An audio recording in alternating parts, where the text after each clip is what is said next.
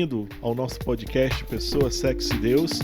Nós estamos em uma série bem legal, né?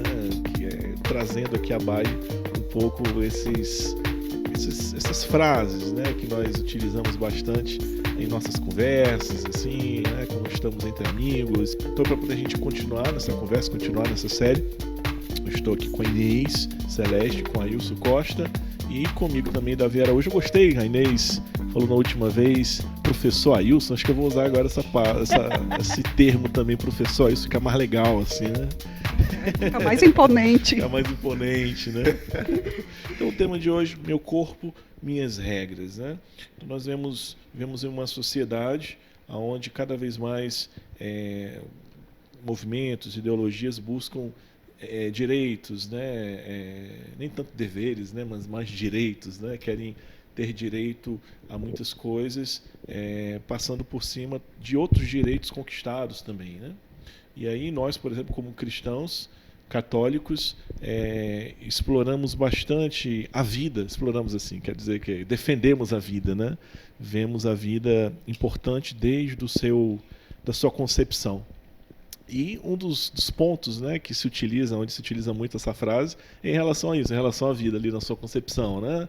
O direito a abortar, né? O corpo, ele é muito usado hoje em dia para uma autoafirmação, né? Minhas regras, meu corpo, minhas regras. A gente pode ter essa sensação quando nós escutamos essa frase e podemos esquecer da relação, né? Da relação que nós já tocamos aqui, do meu corpo, por exemplo, com um pequeno corpinho que está se formando em mim, né? Como é que a gente pode falar um pouquinho mais dessa relação do meu corpo e o corpo do outro, assim, né, nas relações? Na realidade, quando está se falando em relação ao corpo do outro, em relação ao aborto, né, que diz meu corpo, minhas regras, não está se tratando do meu corpo, né, como mulher, está se tratando da vida do outro. A questão do aborto não é em relação ao meu corpo, é em relação à vida do outro, é uma vida que está ali.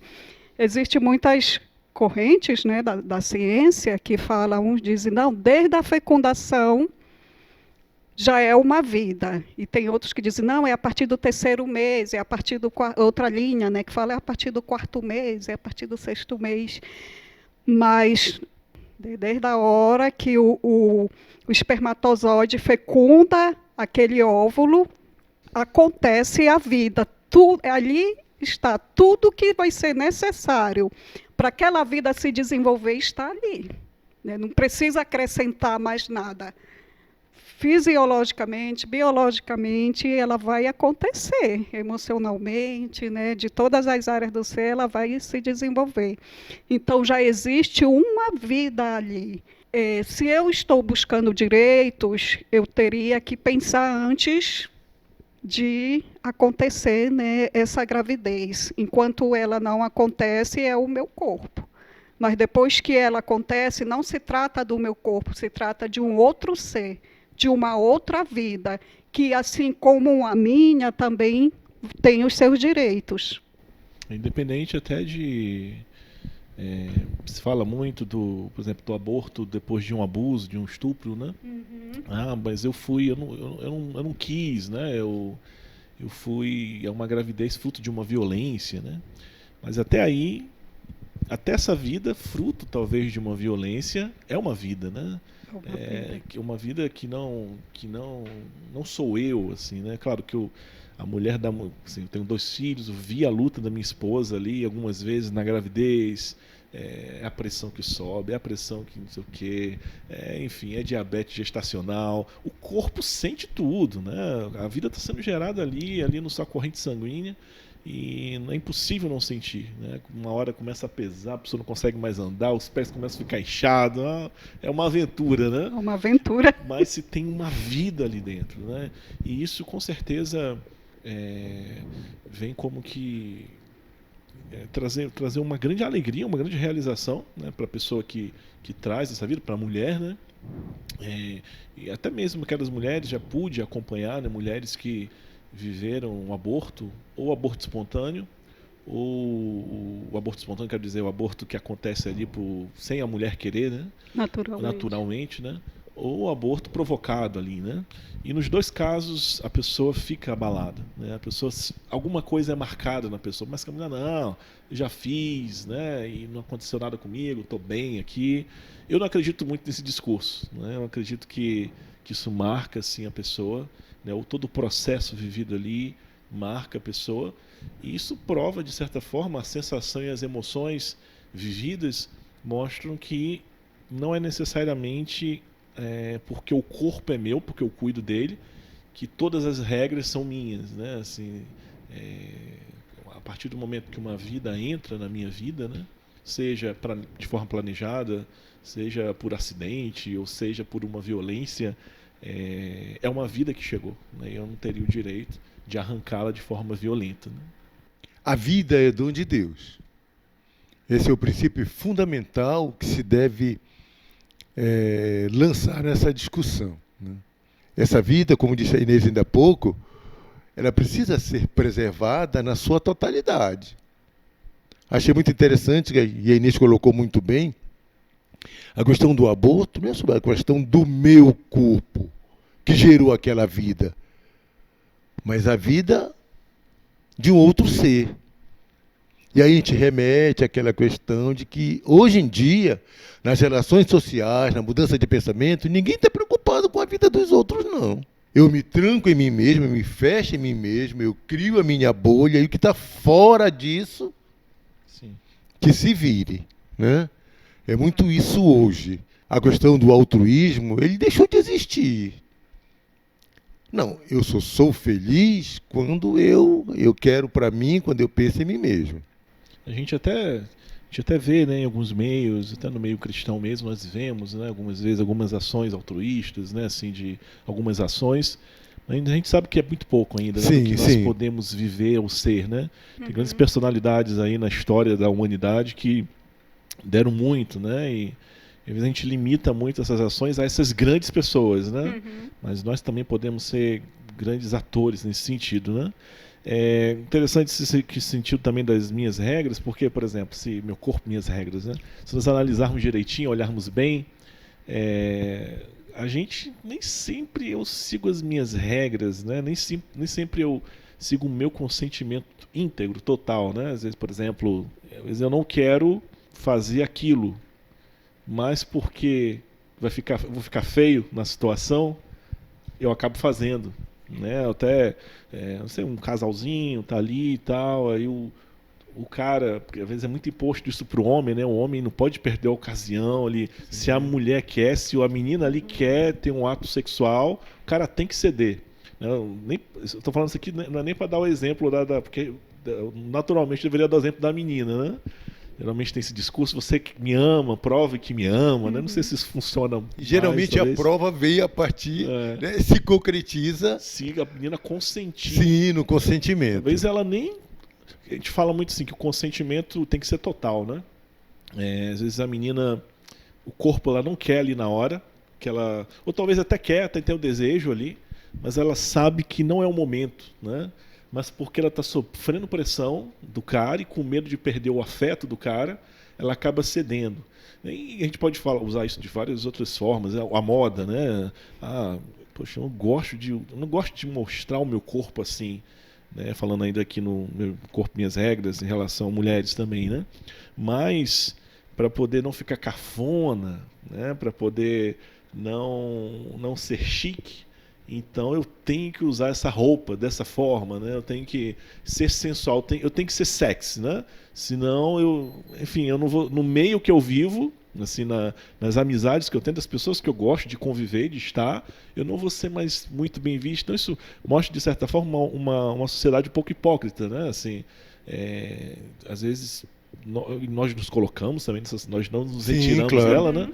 Mas como muitas vezes nós defendemos, né, que somos pessoas, a nossa individualidade, mas na verdade a gente cede muito, né? Assim, quem está mandando não regras, somos, né? Nós. Exatamente, a gente vive muitas normas que são impostas, né? Assim. A gente vai seguindo a regra, né?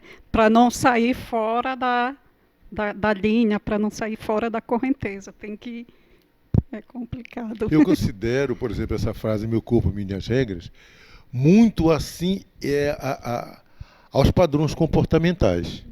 Está muito relacionado a isso, né? E como o padrão comportamental hoje é algo que, né, a gente reconsidera muito, esses padrões muitas vezes nos forçam a tomar atitudes contrárias, por exemplo, à fé. E essas atitudes, elas nos levam muitas vezes a nos identificar como alguém que, se eu não cumprir os padrões comportamentais, a sociedade vai me condenar. Sim. Porque eu não cumpri o que ela deseja que eu cumpra, que eu faça, que eu realize, que eu tome a atitude, né? No entanto, é importante perceber uma coisa: os padrões comportamentais, eles são, digamos assim, determinantes, mas eles precisam também ter um viés de contraposição. Principalmente quando os padrões comportamentais nos levam à perda da dignidade, nos levam à quebra dos nossos valores. Eu me lembrava do ecumenismo, né? Sim, sim. Que assim, a Igreja Católica é essa grande artífice assim, desse ecumenismo entre outras igrejas, né? Igrejas protestantes. E o verdadeiro ecumenismo, né? Onde o outro não se anula. Assim, né? Por exemplo, já fui em encontros ecumênicos onde se falava, não coloca Nossa Senhora não, porque ele vai se sentir ofendido, né? E já fui em outros também, onde os católicos estavam lá com Nossa Senhora, com um terço na mão, que às vezes isso pode incomodar, a gente pode achar que vai incomodar o outro, né? E nem incomoda desse jeito, né? Pelo menos aqueles que são bem esclarecidos, os protestantes esclarecidos, né? Na sua fé, na sua doutrina, eles entendem muito bem o papel de Maria, a devoção tradicional adquirida na Igreja Católica por Nossa Senhora, né? Então, muito nesse sentido assim, de que eu não preciso me anular, né? Até no casamento a gente não se anula nesse sentido de perder quem eu sou. João Paulo II fala isso para os casais, né? Não é deixar de ser você, não é deixar de ter o seu ser pessoal, sua individualidade, deixar de fazer o que você gosta, mas a gente se anula no sentido positivo, né? Algumas vezes a gente vai se anular pelo sentido de amar, né? De viver o sacrifício pelo outro. Eu vou deixar agora, ou muitas vezes de fazer aquilo que eu gosto, pelo bem da família, pelo bem do outro. Para ver o outro feliz, para né? ver o outro feliz, mas não para deixar de ser quem eu sou, né? Assim, né? E às vezes nós deixamos de ser quem somos, né? Eu tenho certeza que muitas dessas mulheres, talvez que militam contra o aborto, não entraram profundamente ali no que está acontecendo, né? No que aconteceu, né?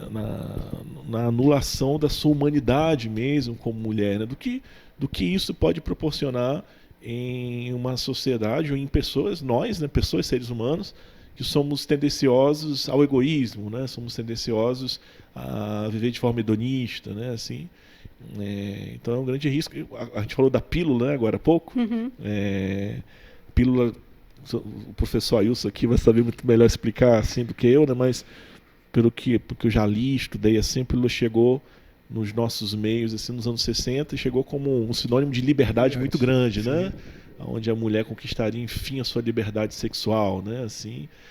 Na verdade, a pílula ela veio como para as mulheres como um instrumento de libertação, digamos assim, né? A grande descoberta. A grande descoberta, justamente. E foi a partir daí, nos anos 60, com a pílula, que talvez começou a surgir, não com este nome, mas começou a surgir a mulher se tornando dona do seu corpo. Não, como eu não quero engravidar, eu tenho a pílula que vai, digamos assim, entre aspas, me amparar. Eu não quero, então eu tomo a pílula e me amparo. E aí, na verdade, lá atrás, nos anos 60, Meu Corpo, Minhas Regras, através do surgimento da pílula, que a mulher passou essa falsa ideia, ou a sociedade passou essa falsa ideia de que a mulher é dona do seu corpo, né? Como disse a Inês, a eficácia da pílula não é 100%. Mas muitas vezes as mulheres, elas colocam isso como uma verdade absoluta. E é essa verdade absoluta que muitas vezes vai colocar a mulher num grande questionamento. Eis a questão: ser ou não ser mãe, né? Meu corpo, minhas regras. Ser ou não ser mãe. Existem mulheres que casam, mas decidem não ter filhos. E o matrimônio, ontologicamente, intrinsecamente, deve gerar vida. Deve gerar vida. E porque deve gerar vida, ele precisa ser preservado na sua essência, a relação matrimonial. Porque você falava de matrimônio, né, que tem essas, para nós, duas finalidades, né, a unitiva e a procreativa. Sim. E aí pode-se dizer, então vamos viver a finalidade unitiva, né? Mas na verdade isso vai ser uma grande mentira, né? Sim, porque sim. não vai ser unitiva, vai ser na verdade do prazer, né? Do prazer, nem da unidade, da união do ato conjugal, que vem ali de antes, da relação, né? Do desejo que nasce da relação, do admirar o outro, né? Do estar com o outro. E aí, se eu não tenho essa relação em que respeitar as regras, né, do corpo. A gente falava aqui, preparando esse podcast, sobre o método Bines, né? Assim, que faz nascer a relação, o diálogo entre o homem e a mulher, né? Respeito, Olha, né? hoje eu tô no período fértil. Tem desejo entre os dois, mas olha, pode acontecer. Enfim, gera esse diálogo, gera esse planejamento a dois, né? O homem assume também o seu papel, a sua responsabilidade, Sim. ali no A matrimônio. responsabilidade se torna dos dois, né? Eu tinha um amigo sacerdote que já morreu. Ele dizia que o método de Bines é uma via de santidade, não é um método contraceptivo, né? Porque não é esse o objetivo dele, a contracepção. Mas é uma via de santidade. Ele falava de matrimônios salvos pelo método de Bines, casais que tiveram seu matrimônio restaurados a partir do método de Bines, porque cada um começou a assumir a sua responsabilidade. É minha e sua, não é só da mulher e não é só do homem. Nós dois juntos vamos viver essa relação, nós dois juntos vamos nos respeitar, nós dois juntos vamos descobrir outras formas de expressar o nosso amor.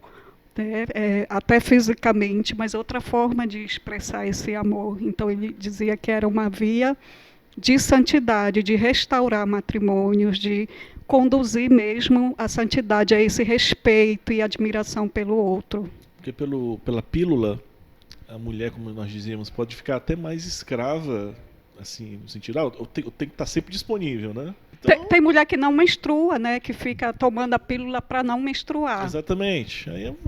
Então está sempre disponível. Então não tem mais esse diálogo, essa liberdade de dizer, não quero, simplesmente, né? Como você acha também, o homem está sempre pronto. Não, isso é mentira, o homem não está sempre pronto. O cara não quer sempre, né? Não é só um pedaço de carne. Exatamente. Né? Então fica muito instrumentalizado, né? Principalmente a mulher, porque está ali disponível. Né? Exatamente. Então perde muito essa admiração, quebra essa beleza, né, dessa unidade entre os dois. E interessante perceber que no aspecto unitivo, né, falta um elemento, que é o elemento da procriação. Exatamente. Né? E por faltar esse elemento, hoje muitos matrimônios estão se acabando justamente por isso, pela falta desse elemento procriativo. Porque homem ou mulher decide não procriar, vai chegar um certo tempo que aquilo vai exaurir a relação a dois. Não tem como. Não tem como permanecer muito tempo numa relação em que o alvo principal, que é a procriação, digamos assim, ela está fora daquela relação entre eles. E aí, olha, faz o seguinte, não dá certo, cada um vai para o seu lado, você volta para casa da sua mãe, eu vou alugar um cantinho para mim. Quer dizer, as coisas passam a ser banalizadas numa relação a dois. E isso é muito perigoso. É quando é um matrimônio voltado somente para si, né? Né? Si mesmo. Que a gente conhece. Eu conheço casais, né, que infelizmente não puderam ter filhos biológicos, mas que decidiram adotar, ou não conseguiram nem adotar, mas se investiram, tipo, por exemplo, na missão, né, na missão, e se oferta, e tem vários filhos espirituais, né? Eu mesmo esse casal, um casal amigo de uma missão onde eu morei, eu me sentia muito filho deles, assim, né? No sentido do cuidado deles, a atenção deles com a comunidade, sabe? O estar próximo. Você via que eles gastavam o tempo que eles tinham, né? Fora o trabalho deles, pela missão. Um casal para fora, voltado, assim, né? Interiormente tinha essa abertura para a vida, embora biologicamente, não conseguiram. Não conseguisse, mas a criação, né? Os filhos são muito belos, porque nós somos co-criadores com Deus. Sim, muito né? belo, né? Muito bela. Você vê ali a maravilha. Nossa, fui eu que fiz. Fui eu que fiz, junto com Deus, né? Fui eu que fiz. Então, assim, isso é como se selasse, né? Fala que Sim. sela o amor, né? Dá sentido. Nossa, ver a maravilha dessa união. Gente, a conversa está muito boa. E eu acho que a gente pode fazer outros episódios depois somente sobre métodos anticoncepcionais, né? Sobre a pílula, sobre o método Miles, né?